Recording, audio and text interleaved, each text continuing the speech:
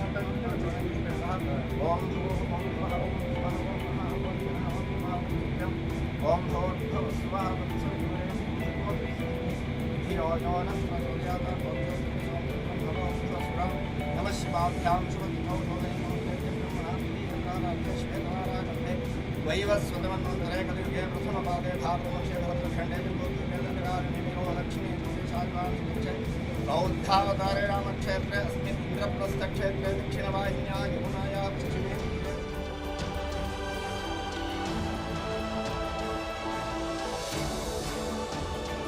तो जैसे कि आपने देखा ये है 9500 केजी का स्टैचू हमारे नेशनल एम्बलम का, और ये प्लेस कर दिया जा चुका है हमारे देश के नए पार्लियामेंट के बिल्कुल बीचों बीच। समझाता हूँ आपको। नाउ फर्स्ट ऑफ ऑल मैं आप सबको पता है क्या करना है। ये है हमारा प्यारा भारत, और यहाँ पे आप देखोगे अगर मैं न्यू दिल्ली में जूम इन करूं तो यहाँ पे आप देख पाएंगे ये तो अभी के लिए है पार्लियामेंट ऑफ इंडिया, हमारे देश का संसद। इसी संसद में आपको लोकसभा राज्यसभा मिलेगी, और इसी के साथ में आपको पता होगा हम लोग अब एक नया पार्लियामेंट बना रहे हैं जहां पर लोकसभा राज्यसभा बाद में शिफ्ट हो जाएगी, क्योंकि यहां पर बैठने की जो जगह है ज्यादा होगी। तो लोकसभा की जो सीट्स है, राज्यसभा की सीट्स हैं, ये बहुत ज्यादा बढ़ने वाली है फ्यूचर में। तो जो नया संसद भवन अभी अंडर कंस्ट्रक्शन है ये मोस्ट प्रोबेबली बन के तैयार हो जाएगा अक्टूबर 2022 के आसपास। प्लानिंग ये है, थोड़ा सा डिले हो जाए तो मैं उसका कह नहीं सकता, बट इस नए संसद भवन के बीचों बीच यहां पर प्लेस की गई है ये बहुत ही ज्यादा खूबसूरत मूर्ति। ना इस वीडियो में हम अपने नए पार्लियामेंट के बारे में, इस मूर्ति के बारे में बात करेंगे। साथ ही साथ हम ये भी जानेंगे कि जिस तरीके से अनवील किया गया है इस मूर्ति को, इसको लेकर कुछ मेंबर ऑफ पार्लियामेंट नाराज क्यों हैं। फॉर एग्जाम्पल असाउद्दीन ओवैसी, उन्होंने ये कहा है कि जिस तरीके से पीएम ने अनवील किया है national emblem atop parliament building, ये ठीक नहीं है। इनके हिसाब से पीएम को नहीं करना चाहिए था ये। तो डिस्कस करेंगे इस वीडियो में कि यहाँ पर कंट्रोवर्सी क्या है। Everything will become crystal clear. मगर आगे बढ़ने से पहले आपसे क्वेश्चन पूछूंगा। क्वेश्चन यहाँ पर यह है कि हाल ही में वित्त मंत्रालय ने जीएसटी अब कितना % कर दिया है इंडियन नेशनल फ्लैग की सेल पे। अगर आप दुकान पे जाते हैं, नेशनल फ्लैग परचेज करते हैं, तो अब इस ट्रांजैक्शन पर कितना जीएसटी लगेगा? 24%, 12%, 2% या फिर 0%? कमेंट सेक्शन में करिए उत्तर। सही आंसर मैं आपको दूंगा वीडियो के एंड में। तो ये आपके सामने एक 3D रेंडरिंग है हमारे देश के नए पार्लियामेंट की। यहाँ पे आप देख पाओगे ये ऊपर है नेशनल एम्बलम जो रिसेंटली अनवील किया गया है।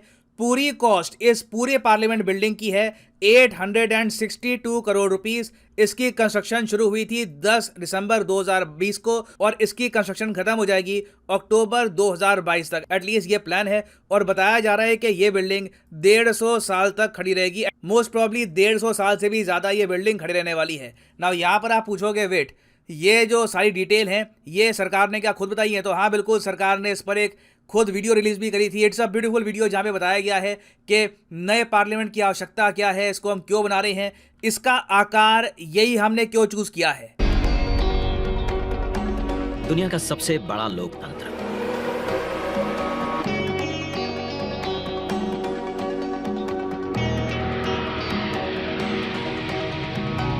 इस लोकतंत्र का मंदिर है संसद भवन, जहां होती है जन जन की आकांक्षाओं पर चर्चा और देश के भविष्य की दिशा तय। मौजूदा संसद भवन को बनाया गया था 100 साल पहले।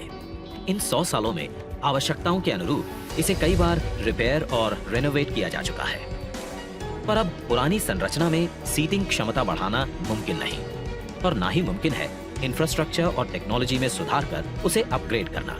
इसीलिए आज नया संसद भवन एक विकल्प नहीं, बल्कि 21वीं सदी के नए और आत्मनिर्भर भारत के लिए जरूरत बन गया है।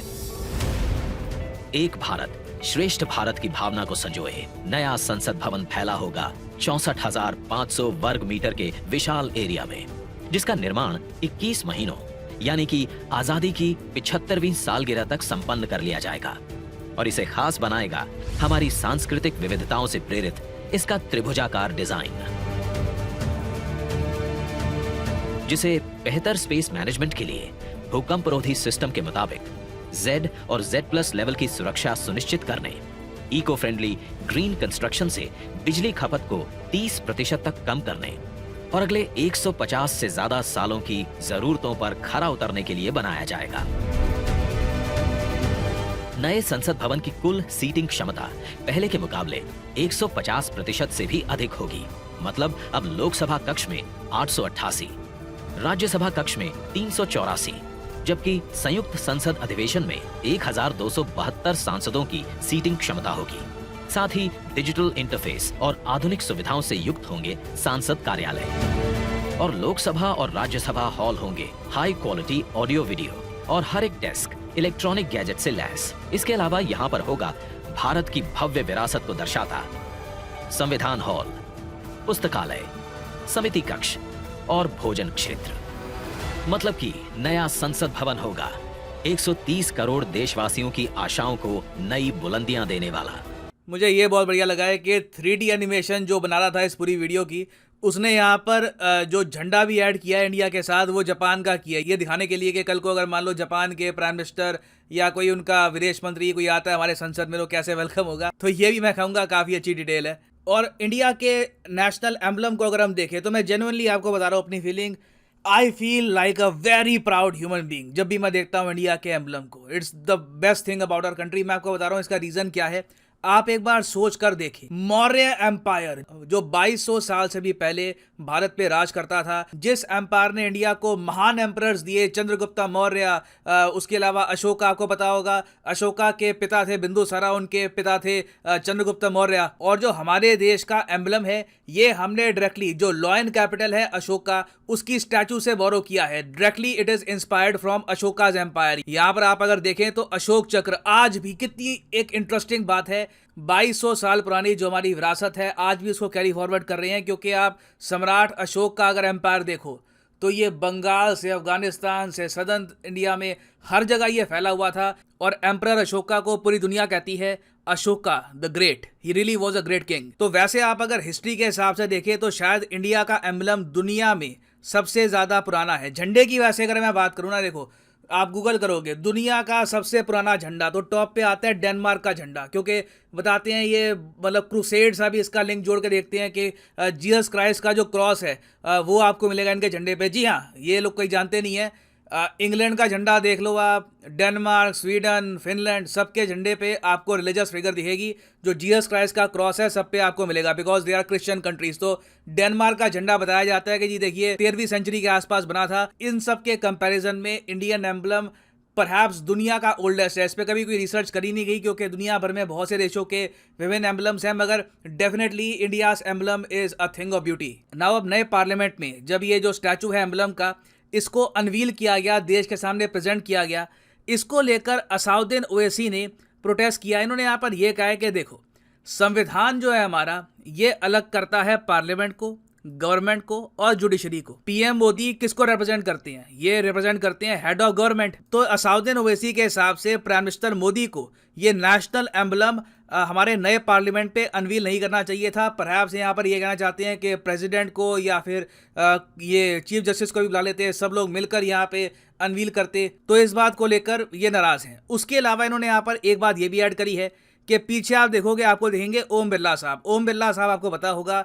हमारे लोकसभा में स्पीकर हैं। तो ओवैसी साहब यहाँ पर ये भी कह रहे हैं कि जो स्पीकर ऑफ लोकसभा है ये रिप्रेजेंट करते हैं लोकसभा को, और ये कोई सबऑर्डिनेट नहीं है गवर्नमेंट के, ये बिल्कुल न्यूट्रल है, ये सरकार से बिल्कुल अलग होकर चलते हैं। क्योंकि इनको ऑब्वियसली इसी तरीके से ऐड करना होगा। अगर ये पक्षपात करने लग गए तो पार्लियामेंट चलाने में दिक्कत आएगी। तो ये यहाँ पर कह रहे हैं कि स्पीकर ऑफ लोकसभा को भी यहाँ पर नहीं होना चाहिए था।